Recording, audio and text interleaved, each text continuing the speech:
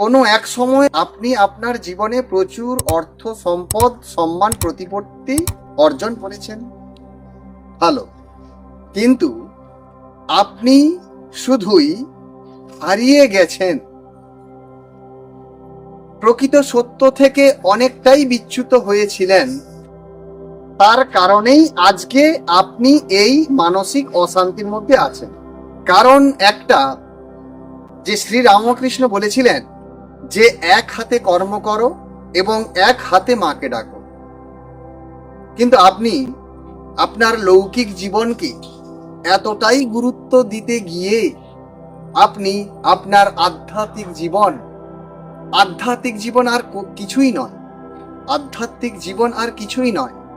আপনার ভেতরে বা আপনার মস্তিষ্কের অভ্যন্তরে যে সুপ্ত অবস্থায় আপনার মানসিক শক্তি নিহিত আছে, তারই নাম আধ্যাত্মিকতা। আধ্যাত্মিকতা কোনো পট বা মৃত্তিকা নির্মিত প্রতিমার কথা বলা হচ্ছে না। এখানে বলা হচ্ছে তুমি ঈশ্বর, আবার তুমি তোমার ধ্বংসের কারণ। তাহলে আজকে যেই আপনার মানসিক অবস্থা, তার জন্য কি আপনার সম্পূর্ণ এই লৌকিক জীবনে নিয়োজিত করা সেই কারণ দায়ী নয়? আপনি কোনো এক সময় বা আপনি দীর্ঘ সময় লৌকিক জীবনকে গুরুত্ব দিয়েছিলেন, তাই আজ এই অবস্থা। কারণ আপনি ব্যালেন্স ভুলে গিয়েছিলেন। ব্যালেন্স, প্রাকৃতিক আর কৃত্রিম। যিনি ব্যালেন্স করতে পারেন, বলুন, প্রশ্ন করুন, ব্যালেন্স করব কিভাবে? ব্যালেন্স এইভাবেই করবেন, প্রত্যেক দিন অন্তত একবার, যতই আপনি কর্মব্যস্ততার মধ্যে যুক্ত থাকুন না কেন, আপনাকে একবার শেষ জীবনে মানুষ যেখানে গিয়ে উপস্থিত হয়, অর্থাৎ কবরস্থান বা শ্মশান, সেখানে যান, নিভৃতে পায়ের জুতো দুটো খুলে দিয়ে আপনি একা দাঁড়ান এবং এই রকম স্থানে আপনি স্থিরভাবে লক্ষ্য করুন। সেখান থেকে আপনার কি উপলব্ধি হবে এবং আপনার কি বেনিফিট হবে? আপনার বেনিফিট বিশেষ করে তিনটি জিনিস হবে। এক, আপনার শারীরিক যেই উত্তেজনার মধ্যে আপনি আছেন, অর্থাৎ আপনার ব্রিদিং সিস্টেম, শ্বাস প্রশ্বাস, সেটি সঙ্গে সঙ্গে সীমিত হয়ে যাবে বা ধীর গতি হয়ে যাবে। বিজ্ঞান বলেছে শ্বাস প্রশ্বাসের গতি যদি আমাদের ধীর গতি হয়, আমাদের আয়ু এক ক্ষণ করে বৃদ্ধি পেতে থাকে। প্রাথমিক হলো শারীরিক, দ্বিতীয়ত হলো মানসিক। আপনি রাগ, ঘৃণা, দুশ্চিন্তা, হতাশা ইত্যাদির মধ্যে আছেন, কারণ বর্তমান এআই এর যুগ। আপনি এআই ছেড়ে কোথাও যেতে পারবেন না। এই এআই এর যুগেও শ্মশান হলো গুরুত্বপূর্ণ একটি মেডিসিন বা প্রত্যক্ষ ঔষধ।